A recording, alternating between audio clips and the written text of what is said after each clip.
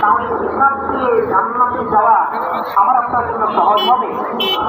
ফলে আমার আপনার আমল নামে যেটা আমাকে বলে কখনোই না।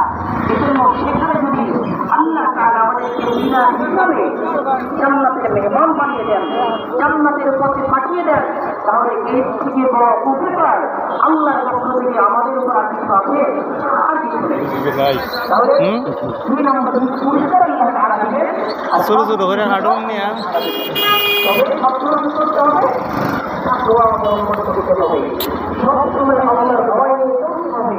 আল্লাহ তাআলা বলছেন তুমি যেখানেই থাকো যেভাবেই থাকো সেখানেই মনে করো আমি আল্লাহ তোমাকে দেখছি, আমি আল্লাহ তোমাকে দেখছি, আমি আল্লাহ তোমার সাথে আছি। আল্লাহ তাআলা আমাদের সকলকে তোমার বিভিন্ন রক্ষা করার তৌফিক দান করুন। যেভাবে ভয় করলে পরে আল্লাহ তাআলার ভাষায় সেটাকে ভয় বলা হয়।